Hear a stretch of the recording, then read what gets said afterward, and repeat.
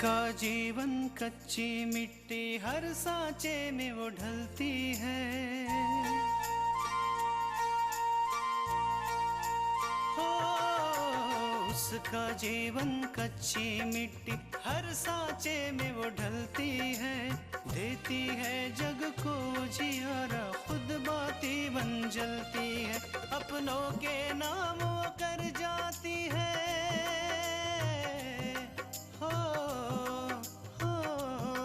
अपनों के नाम वो कर जाती है। सारा जीवन अपना बन के बेटी भाभी माँ वो सच कर दे हर सपना। सुकन्या सुकन्या सुकन्या हमारी बेटियाँ। माँ ठीक कह रही है, आप खाना खा लीजिए। तुम अपूर्वा को बुला लाओ, बेचारे ने सुबह से खाना नहीं खाया होगा। तुम्हारी प्रॉब्लम्स मेरी प्रॉब्लम्स हैं। अब जल्दी बताओ क्या सोच रही हो? मैं घर के बारे में सोच रही थी। इतना बड़ा सच तो मुझसे छुपा के रखा। अब क्या बताना चाहती? एक बार माँ जी की बात तो सुन लीजिए, उन्हें आपसे कुछ कहना है। तृष्णा, मैंने कहा ना, मुझे इनकी कोई बात नहीं सुन। जब तक रसोई पूजन नहीं हो जाती ना, और जब तक तुम मीठा बना के ना खवा दो, जब तक तुम खाने और नाश्ते में हाथ नहीं लगा सकते। अब यादों के सिवाय मेरे पास बचा ही क्या? सब कुछ खत्म हो गया उनके साथ। हम जानते हैं अपूर्व कि बाबूजी की कमी कोई पूरी नहीं कर सकता। अगर आप इसी तरह रोते रहे, आंसू बहाते रहे, तो बाबूजी की आत्मा को बहुत कष्ट पहुंचेगा। बाबूजी की आत्मा को कभी शांति नहीं मिली। माँ ने जो इतना दुख दिया है उन्हें। अपूर्व, आप बेकार में ही माँ जी को दोष क्यों दे रहे हैं? उन्होंने तो बस। बेकार? क्या कह रहे हो तृष्णा? माँ ने जो इतना बड़ा झूठ बोला है, ये बाबूजी को पता चल गया हो सकता है, और उसी कारण उनकी जान गई हो सकती है। अपूर्व, बाबूजी को माँ जी के बारे में सब मालूम था और वो उनसे नाराज भी थे। लेकिन जब उन्हें पता चला कि माँ जी बदल चुकी है और उन्होंने हमें खुले मन से स्वीकार कर लिया है, तो बाबूजी ने माँ जी की सारी गलतियों को माफ कर दिया। ये तुम क्या कह रही हो तृष्णा? ये बात तुम्हारे अलावा तो और कोई नहीं जानता। और हो सकता है कि तुम माँ को मेरी नजरों में सही बनाने के लिए ये झूठ बोल रही हो। झूठ? हम भला आपसे झूठ क्यों बोलेंगे? हमने वही कहा जो सच है। सच तो बस एक ही बात है कि मैं माँ को कभी माफ नहीं कर सकता। उन्होंने ना तो मेरी जिंदगी बर्बाद करने की कोशिश की, बल्कि पूजा की भी जिंदगी बर्बाद कर दी। पूजा की? हाँ तृष्णा, पूजा के अंदर पैसों की लालच भर दी, और उन्हीं पैसों की लालच की वजह से पूजा ने विशाल के साथ शादी की। पैसों की लालच ने पूजा को इतना अंधा कर दिया कि वो सही गलत का निर्णय ही नहीं कर पाई। आप गलत कह रहे हैं अपूर्व। माँ जी ने पूजा को समझाने की बहुत कोशिश की थी, लेकिन उसने ही। लेकिन तब तक बहुत देर हो चुकी थी तृष्णा। पूजा की सोच हम लोगों से बहुत आगे और दूर निकल चुकी थी। सच कहूं तृष्णा, माँ की वजह से हमारा पूरा परिवार बिखर गया। अपूर्व, हम बस आपसे इतना ही कह सकते हैं कि जो कुछ भी हुआ उसे भूल जाइए और जिंदगी की नई शुरुआत कीजिए, क्योंकि अब बाबूजी के बाद आप पर ही इस घर की और हम सबकी जिम्मेदारी है। तृष्णा, मैं अपनी जिम्मेदारियों से पीछे नहीं हटूंगा, लेकिन मेरे लिए ना तो बाबूजी की मौत को भूलना आसान है और ना ही माँ के झूठ को।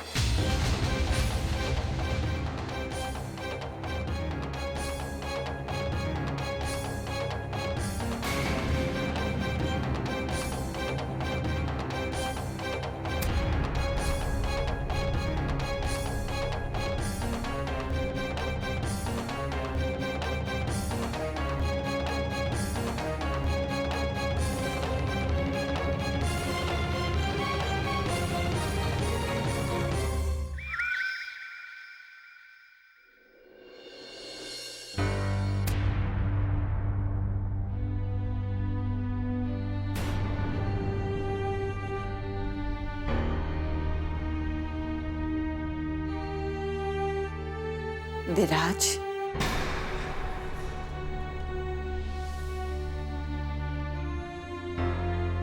बेटा क्या जरूरत थी अपने बाबूजी से इतना सब कुछ कहने की? बेकार में सुबह सुबह सब लोग तनाव में आ गए।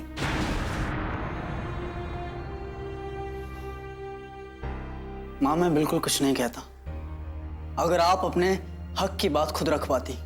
विराज, तुम्हारे बाबूजी और अम्मा जी ने मुझे आज तक जो कुछ भी कहा, मैंने उसे बड़ों का कहा मानकर सर झुकाकर स्वीकार कर लिया।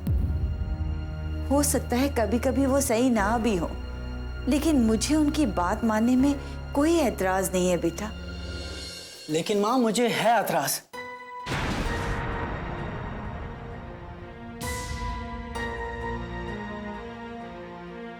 सालों से देखता आ रहा हूं कि आप कोई भी बात करना चाहती हैं, आपको हर बात के लिए टोका जाता है। और जब भी मैं बाबूजी से बात करने जाता हूं, आप हमेशा मुझे रोक लेती हैं। और आज तो हद ही हो गई माँ। वो पूजा जिसे घर में आए हुए 2 दिन हुए हैं, उसके लिए बाबूजी ने घर के नियम बदल दिए। नहीं माँ, मैं ये सब नहीं सह सकता। आखिर क्यों ऐसा? बेटा, अगर छोटी सोच रखकर सोचोगे तो तुम्हें यह बात जरूर बुरी लगेगी, लेकिन अगर अपनी सोच को बढ़ाओगे और अगर ये सोचोगे कि रागिनी और पूजा में कोई अंतर नहीं, तो तुम्हें बुरा नहीं लगेगा कि वो सबके साथ बैठकर खाए। और फिर बेटा, पूजा और मेरे में कोई तुलना नहीं की जा सकती। उसकी और मेरी उम्र के अनुभव का फासला इतना बड़ा है जो कभी तय नहीं किया जा सकता। माँ, मुझे माफ कर दीजिएगा, लेकिन मैं आपकी तरह आदर्शवादी सोच नहीं सोच सकता। मुझे इसमें आपका अपमान लगा तो मैंने सबके सामने विरोध कर दिया, बस। तुमने पता है क्या कर दिया विराज? तुमने मेरे संस्कारों पर एक प्रश्न चिन्ह लगा दिया। मैंने तुम्हें कभी ये नहीं सिखाया कि तुम बड़ों का अपमान करो, उन्हें जवाब दो। तुम्हारे इस विरोध से वो तुम्हारे सामने तो कुछ नहीं बोलते, लेकिन बाद में मुझे बहुत कुछ सुनना पड़ता है। माँ, किसी ने कुछ कहा आपको? दादी जी या बाबू ने कुछ कहा आपको? मैं आज अभी इसी वक्त फैसला कर दूंगा। तुम जिन लोगों से झगड़ा करने जा रहे हो वो सब अपने ही हैं, और मैं नहीं चाहती कि तुम मेरा पक्ष लेने के लिए किसी भी बहस में पड़ो। मैं जानती हूं एक दिन सब ठीक हो जाएगा। माँ, आप किस मिट्टी की बनी हुई हैं? इतना सब होने के बाद भी आपके मन में किसी के लिए कोई नाराजगी नहीं है? कैसे माँ?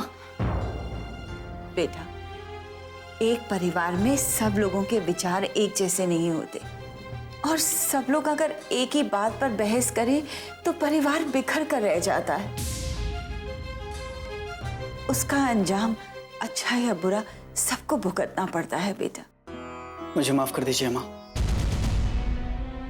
आपका अपमान होते हुए मैं नहीं देख सकता, और इसीलिए आज भी मैं अपने ऊपर काबू नहीं रख पाया। लेकिन मुझसे सच में गलती हो गई माँ। बेटा, मैं चाहती हूँ कि तुम अम्मा जी और बाबूजी से अपने किए गए व्यवहार के लिए माफी मांगो। ठीक है माँ, जैसी आपकी मर्जी। मैं आपको किसी भी बात के लिए दुखी नहीं देख सकता। मुझे बड़ों को पलटकर जवाब देना बिल्कुल पसंद नहीं है बेटा। आगे से इस बात का ख्याल रहे। जी माँ।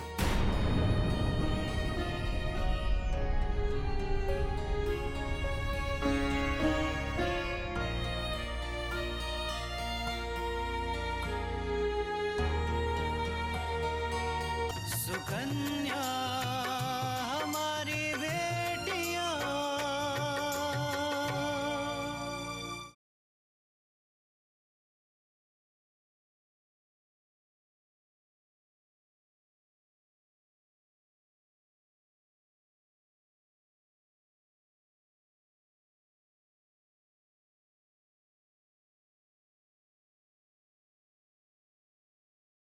सुकन्या हमारी बेटियां।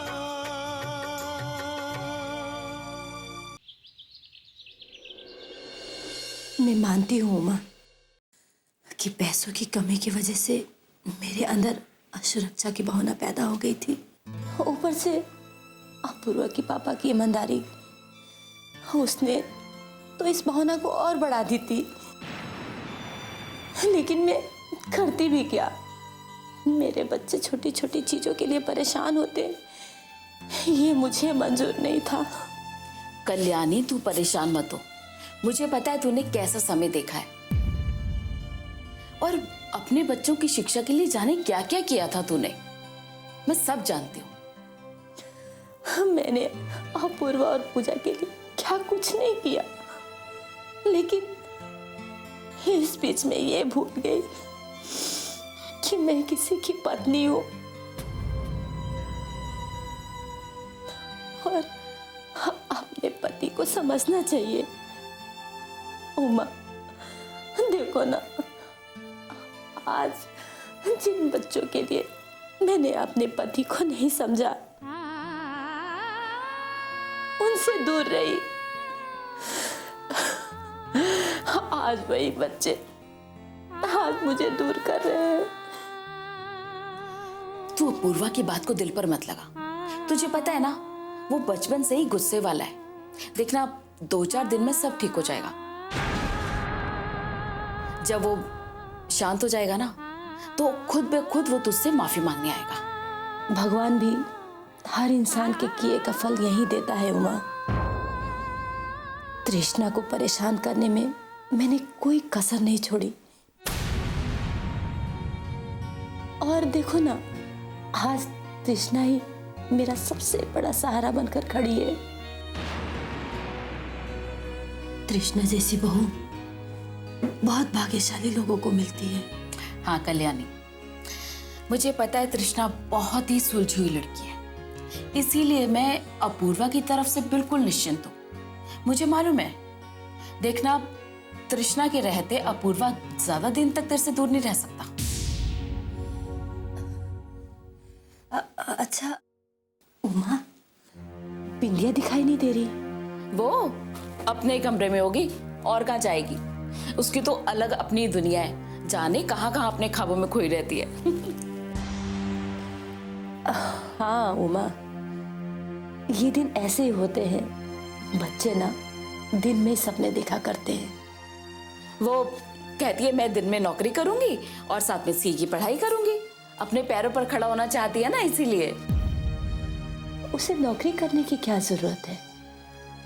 तुम चाहो तो 2-4 नौकर तो वैसे रख सकती हो। मैंने सही कहा ना? हाँ, मैं तेरे लिए चाय बना कर लाती हूँ, शायद तेरा मन अच्छा हो जाए। हाँ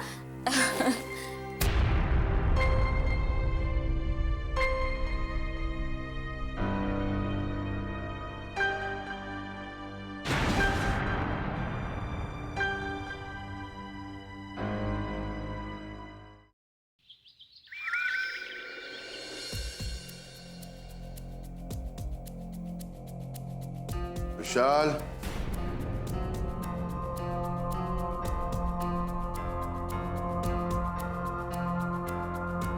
बाबूजी। अरे हाँ, वो अरोरा साहब से तुम्हारी बात हुई? अरोरा जी से मुलाकात तो नहीं, लेकिन उनके पीए से बात हुई है। उन्होंने कंस्ट्रक्शन की फाइल भिजवा दी है। तो उस मामले में समस्या क्या है? बाबूजी, वहां पर कुछ लोगों ने ट्रस्ट बनवा रखा है और वो लोग उस ट्रस्ट को खाली करने का नाम नहीं ले रहे। दादी जी,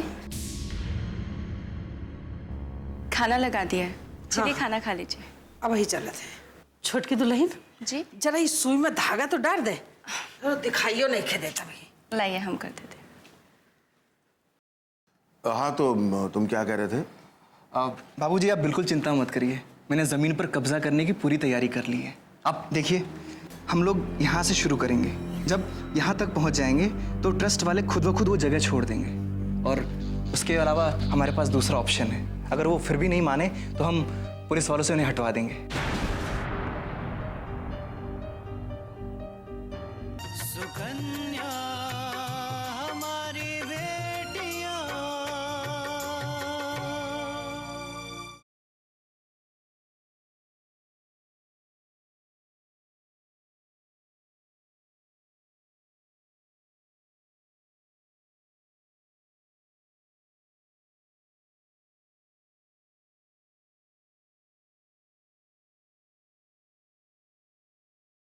सुकन्या हमारी बेटियां। उसके अलावा हमारे पास दूसरा ऑप्शन है। अगर वो फिर भी नहीं माने तो हम पुलिस वालों से उन्हें हटवा देंगे।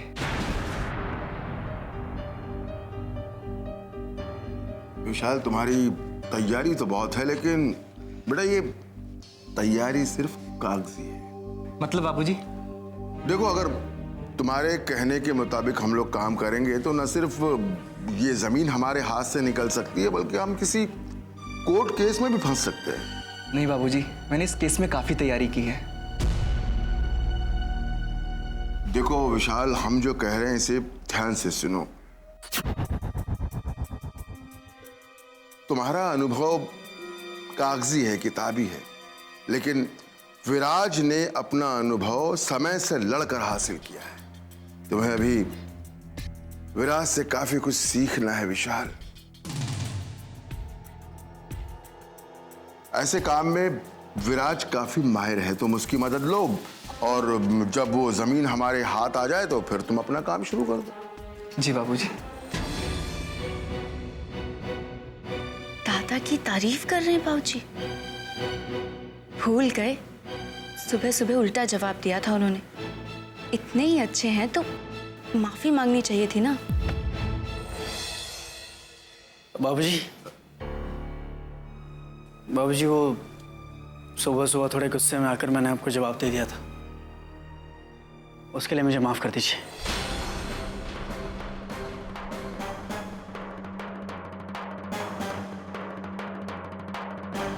कोई बात नहीं विराज, हमें तुम्हारे गुस्से की वजह मालूम है, इसलिए हमें बुरा नहीं लगा।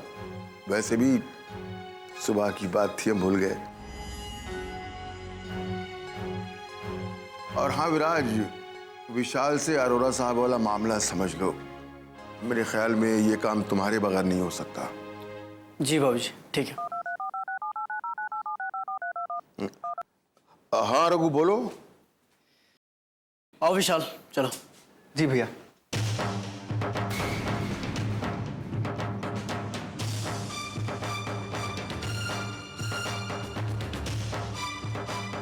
बाबूजी भी अजीब ही है। सुबह दादा पर नाराज हो रहे थे और अब देखो उनकी तारीफों के पुल बांध रहे हैं।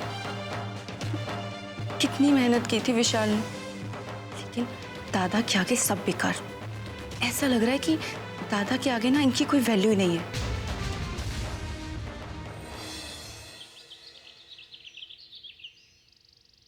कैसी हैं आप? मैं ठीक हूँ, आप कैसे हैं? मैं भी ठीक हूँ। आपको भावेश अंकल के बारे में पता चला? हाँ पता चला, सुनकर बहुत अफसोस हुआ। सोचा नहीं था कि ऐसा कुछ होगा, लेकिन आकांक्षा क्या कर सकते हैं। अब ऊपर वाले के आगे किसकी मर्जी चल सकती है। कल्याणी आंटी की हालत बहुत बुरी है। एक तो भावेश अंकल के जाने का दुख, और ऊपर से पूजा के इस तरह से शादी करने से वो बहुत परेशान है। विशाल को ऐसा नहीं करना चाहिए था। यकीन मानिए, मुझे और माँ को इस बात की भनक तक नहीं थी कि विशाल कुछ ऐसा करने जा रहा है। हमें तो तब पता चला जब वो दोनों शादी करके घर वापस आए।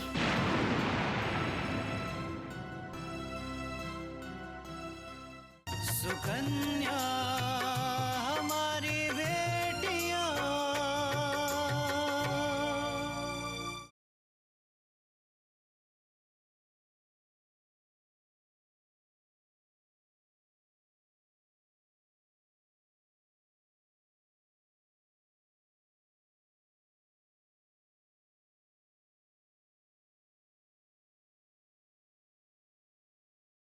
सुकन्या हमारी बेटियां। हमें तो तब पता चला जब वो दोनों शादी करके घर वापस आए।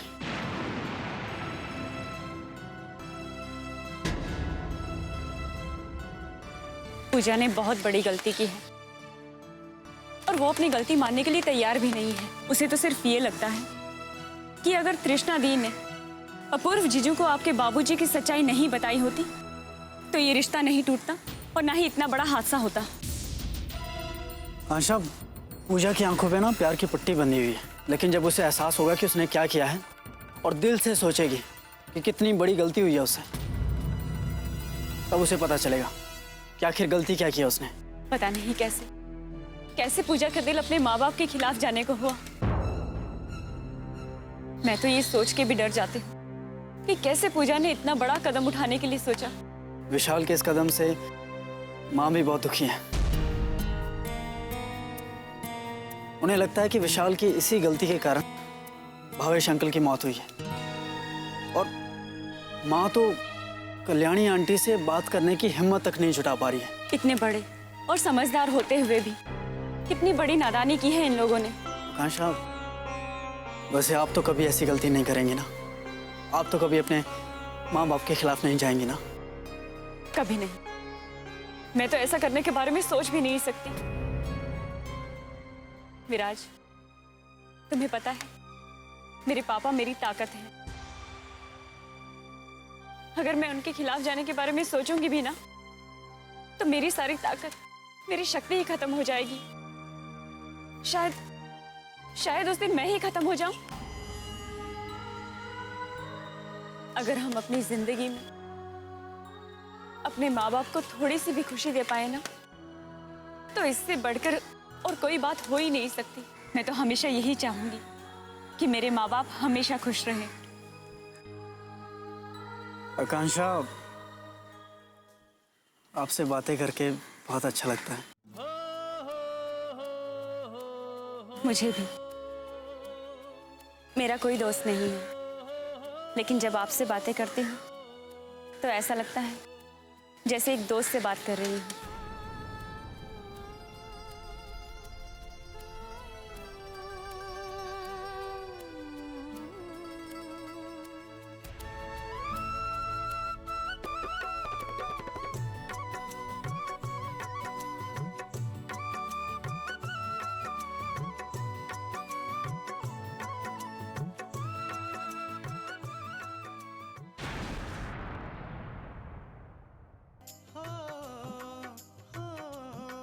अपनों के नाम वो कर जाती है सारा जीवन अपना, बन के बेटी भाभी माँ वो सच कर दे हर सपना।